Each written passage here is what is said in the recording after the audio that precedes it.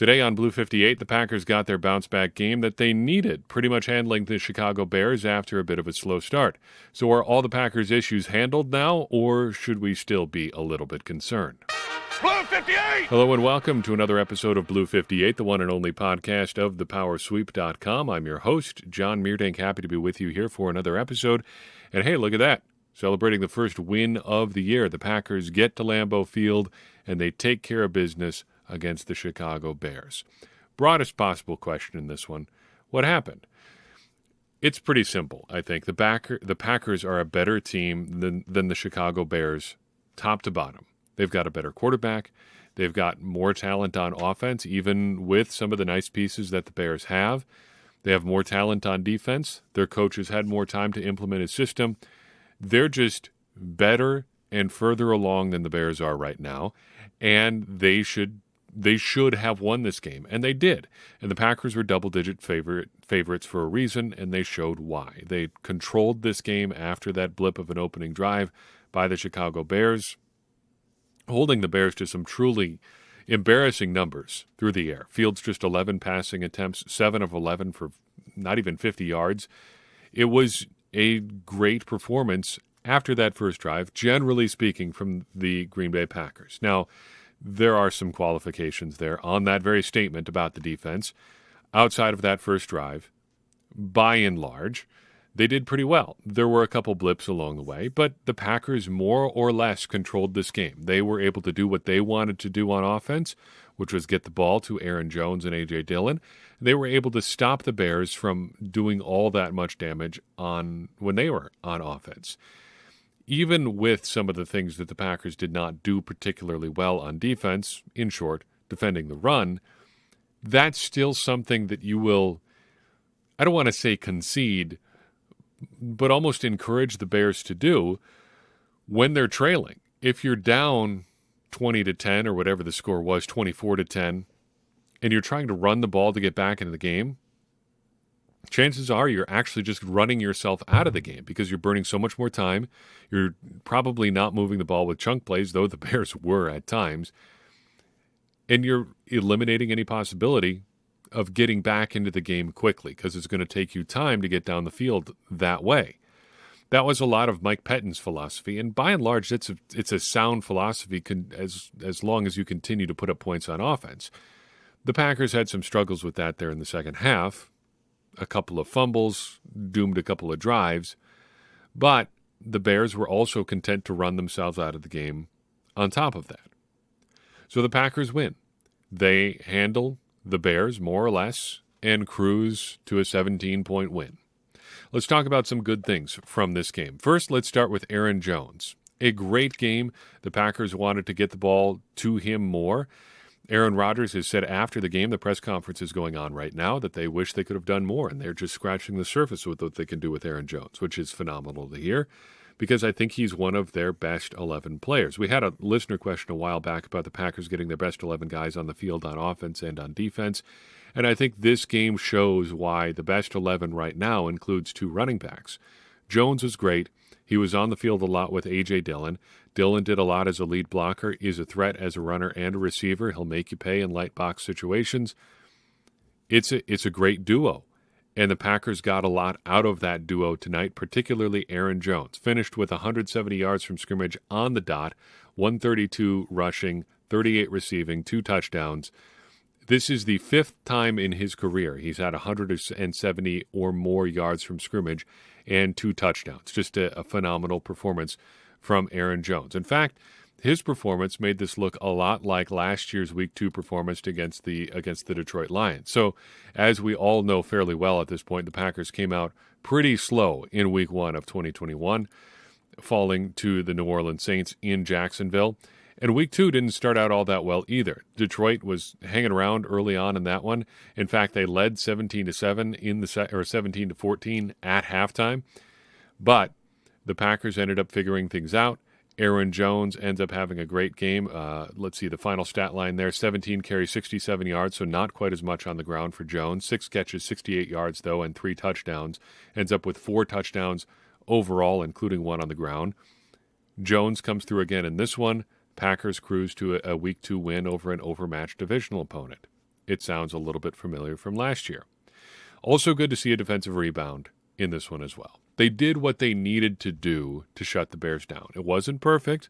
There were a couple bumps in the road, and we'll talk about that here in a second. But it's worth pointing out as well that after that first drive, the Bears only had 7 real drives, not counting the end of half one where they ran one play and then just said, we're done. Of those 7 drives, only 2 went longer than 3 plays. One was the field goal drive. The other one was the goal line stand where Justin Fields may have gotten into the end zone. It's not, don't have conclusive evidence, but it looked pretty darn close. They also had the game-ending pick in there. So of those 7 real drives after the first one, you had 4 3-and-outs, a takeaway, and a turnover on downs. That's pretty good. You can live with that. It wasn't perfect, and we'll talk about that in a second, but hey, you're doing okay. The third good thing that really stood out to me in this one was how the Packers figured out ways to get a few new pieces involved. Christian Watson is fast, so get him the ball however they can. End arounds, those little shovel pass sweeps, stuff like that. Just get the ball in his hands, let him work with it. And he showed that he can be physical once he has the ball in his hands as well. Sammy Watkins is fast. Get him the ball going vertical. The Packers hit him on 2 play action, not quite shot plays. One of them, I guess you could say, was. But both of them went for explosive gains. One was, I think, 24 yards. One was 55 yards. He can move. It's good to see that kind of speed going down the field. Romeo Doubs is great with blockers in front of him. So the Packers got him the ball on a couple of screens. One of them allowed them to convert a second, and I think it was 29 after a couple rough plays there in one particular drive. A nice big screen play from Romeo Doubs, and the Packers are back in business. They convert a 3rd and 9 to Randall Cobb, and away they go. There's a lot to like in this game. Aaron Jones is great. The defense did some good stuff. The Packers were, I think, fairly creative on offense and were able to get the ball into the hands of a lot of different guys. Now, it wasn't perfect. One of these 3 things that we're going to talk about as a bad thing is fairly, I think, significant. The other 2 are more footnote-y sort of things. But let's start with the big bad here. The Packers got gashed on the ground. There's really no way around it. When the Bears' offense short-circuited, it was because of passing issues. Now, to be fair, some of those passing issues came because they were in third and very long situations. When we talk about Justin Fields here in a little bit, we'll go a little bit deeper on that. But David Montgomery, 8.1 yards per carry on 15 carries. Khalil Herbert, 9.5 on 4 carries. Those numbers are fueled by some big runs, sure, but that's the point. The Packers were getting gashed. They were giving up big plays on the ground, and I see 2 big issues there. First, tackling, and second, personnel. The tackling was a sure thing in 2021. So far in 2022, it's not. We've seen a lot of misses generally. We've even seen at least one tonight from Devondre Campbell, which just does not happen all that often. The Packers need to get that cleaned up. And I think as the season goes on, there's reason to believe that will improve. That was kind of the case last year, and the Packers did eventually get that figured out. The personnel issue is a little bit more worrying. Devontae Wyatt, I don't know if I saw him out there tonight. At one point, there was a shot of him on the sideline actually sitting behind the Packers' defensive bench area. Not a good look, though there are certainly reasons why he might be sitting back there that are not to do with where he stands on the depth chart. But he wasn't out there. Dean Lowry has always had his issues against the run just due to his physical dimensions. He's a pretty light guy. Jaron Reed, more of a pass rusher than a run stopper. He didn't look particularly great at times tonight. That is just the view from the couch, so bit of a grain of salt there. But the Packers have no real run stuffers other than Kenny Clark. And it's noticeable in games like this. Finally, well, not finally, this is only issue number 2. Special teams, while fairly tame compared to some of the miscues from last year, there were some miscues in this one. The coverage, generally good. However, Amari Rodgers muffed a punt again. You had a penalty from Dallin Levitt on that exact same play. Amari Rodgers also had a non-fair catch on a punt where he got hammered pretty hard, which is always a dangerous play, both from a player safety standpoint and from the potentially fumbling the ball standpoint. And then you've got Mason Crosby, who can't seem to really get it consistently into the end zone, certainly not deep into the end zone on kickoffs. And if he's having that problem in September, just imagine how it's going to go in late November, December, and January when it is freezing cold at Lambeau Field. What are the Packers' kickoff situations going to be like? I shudder to think a little bit. If you can't get it deep, you better hope the coverage is good. Finally, just a couple small things that turned into big things, but in addition to the fumble with A.J. Dillon, it seemed like there were a couple weird exchanges involving Aaron Rodgers and both Dillon and Jones.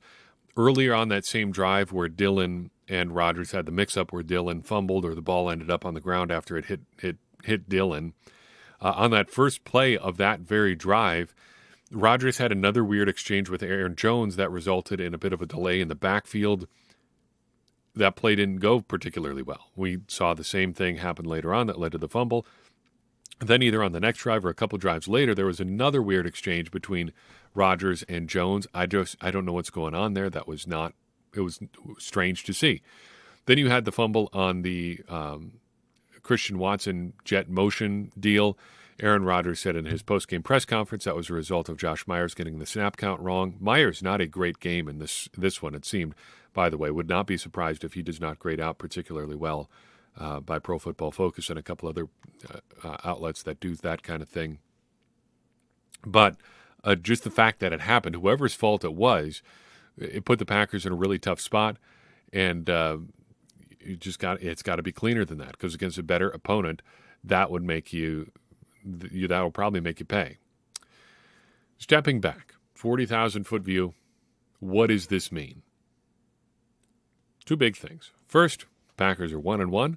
Second, they are ahead of the Bears, and they won't be on the bottom of the NFC North. Does it mean that the Packers' issues are fixed? No, it doesn't. And I don't want to sound like I'm down on this win, because I'm not, but I still think the Packers' passing game needs a lot of work because they're still integrating new pieces. The offensive line is still a big question mark, and it's going to be a big question mark week to week until we have some week-to-week stability. Having Elgton Jenkins back was great. Just steps in at right tackle like he's never missed a beat. There was some rust early on, sure, but that's natural, playing his first full-speed football in almost a year. But he's back. It's only going to get better from here. And on top of that, we can't forget that the Bears are pretty bad. They don't just have tons to work with out there. The Packers should be winning games like this. And again, I don't want to sound like I'm not appreciative for the win, because I am. It's thrilling to see the Packers win, especially on national television.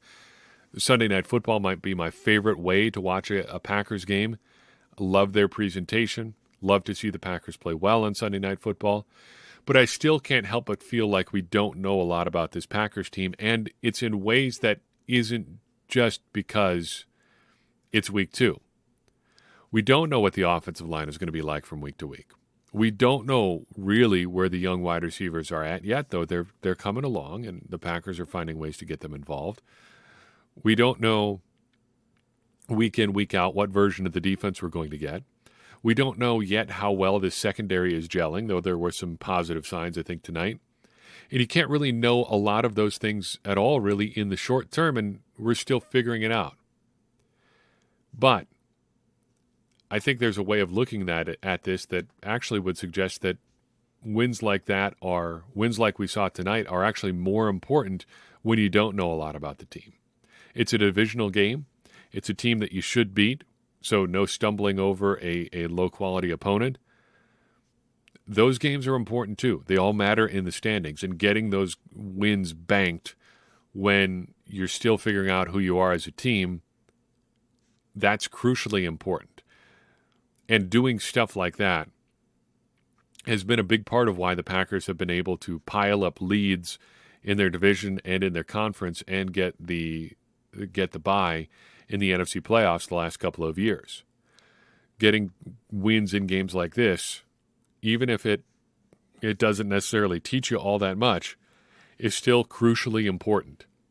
Even if the high off a win like this doesn't last all that long, it still counts for a lot, and it still helps you a lot in the long term.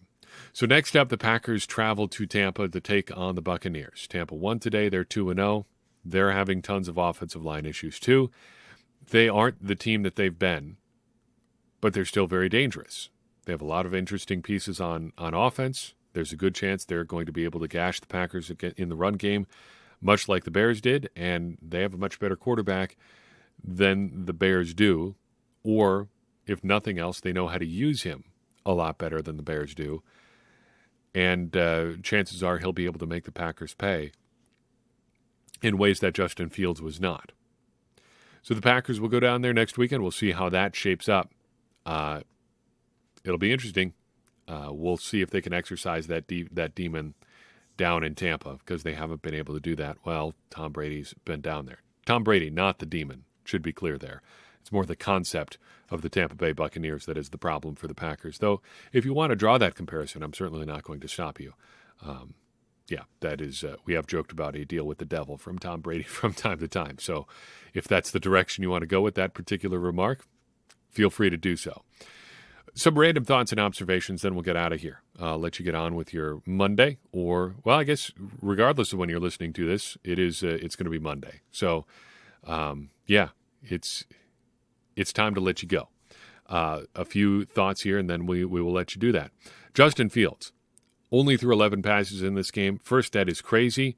Second of all, when he did throw, a lot of times it was ending drives. 4 of his 11 passes, not including the interception, so we can chalk that up to number 5, were in part or directly responsible for ending Chicago drives. First third down throw, 3rd and 19, a screen to David Montgomery. That's a play call issue. That's not going anywhere anyway, but it's 3rd and 19. What you going to do? 3rd and 10, he tries to throw it when he's past the line, loss of down, no good. 3rd and 15, Eric Stokes blows up a slant. They were going to be well short of the sticks anyway. 3rd and 9, this is the real one, because Justin Fields checks down short of the sticks. Devondre Campbell cleans up David Montgomery. The Bears will punt. There's 4 3-and-outs right there. Why does that happen? Well, those were all, if you look back at the play-by-play, if you look back at the film, all situations where the running game didn't get anything going, forcing the Bears into 2nd and long and 3rd and long. And when they got into those situations, a lot of the times they were toast. Was that an approach issue, or is that a Fields issue? Was the offensive line unable to give him the protection they needed to get downfield? Do they not have the receivers to get open downfield? It's a lot of differing things. But also, I think it looks like the Bears don't really know what Fields is yet as a player, or what they have in him. He's a tremendous athlete as a quarterback. But even if he's not who Lamar Jackson is as an athlete, the Bears don't seem to want to go all the way into the wacky Ravens offense that they run out in Baltimore. Full-on read option, zone option, stuff like that. They do some of it. They don't do it all the time. Do they want Fields to be a deep passer? Okay, roll him out, get him well behind the line of scrimmage, let him cut it loose deep. Do they really have nobody who can get open deep, or even moderately deep? I don't know. But it looks like the Bears can't figure out the best way to use Justin Fields. And kind of as we said in the pregame podcast, that's a shame from an overall interest in the NFL standpoint. Now, obviously, we're not going to shed any tears for the Bears here on this podcast, or I think many others. But just from the perspective of having an interesting young player in the NFL and wanting him to do well for the sake of the NFL and for having interesting things to watch on Sunday, you kind of do want Justin Fields to figure it out. And there's no sign here that is going to happen in Chicago right now. Is that a Bears problem? Is that a Fields problem? I don't entirely know, but it doesn't seem like it's coming along. Randall Cobb gets into the action today. 3 catches, 37 yards. Interesting note, he didn't have a catch in either Bears game last year. 23 snaps and no targets in the first one, was injured for the second. So this is the most he's done against the Bears since his enormous game against Chicago in the 2018 season opener, featuring that 75-yard catch and run for that enormous touchdown. He did have an interesting catch on an angle route today out of the backfield.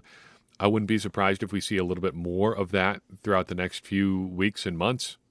They don't seem to be inclined to let Amari Rodgers do that kind of thing, in part because Randall Cobb can still do it. He did it to great effect at times last season, especially against the Rams before he got hurt in that game. I believe he scored a touchdown on that route in that game. If not, it was a game about that time of the year in the Packers schedule. he can still be dangerous, I guess, in the right circumstances. The list of right circumstances, I think, is growing shorter for Randall Cobb, but they are making an effort to get him involved. Schematically, the Packers did an interesting thing in this game, and it continues a trend that we've seen so far this season. They've been running a lot more power running type stuff, which is a departure from the zone running that Matt LaFleur loves. But specifically, we've seen a lot of a pin and pull concept from the Packers. Pin and pull, very simple explanation here. You get a block down on a defensive end or tackle from the offensive tackle or tight end, and then the guard and center pull around them towards the outside. It is basically the 2022 version of a power sweep, of the old Lombardi power sweep that the Packers ran way back in the 60s. You get that. You can run it out of shotgun. You can run it with your quarterback under center. And the Packers have run that pretty consistently this season. If you want a great example of that kind of play, pull up Aaron Jones' touchdown run from the first half. It was like a premier example of that. The right tackle blocks down, Elton Jenkins blocks down, Royce Newman and Josh Myers pull around to the outside. You even got Yosh Nijman downfield blocking, just looking for work way downfield. And I think it's worth monitoring a trend like this because of how big a departure it is for the Packers. Is it something they're just doing because they're trying to get Dillon and Jones on the field together? Do they just believe it in general? We don't really know yet.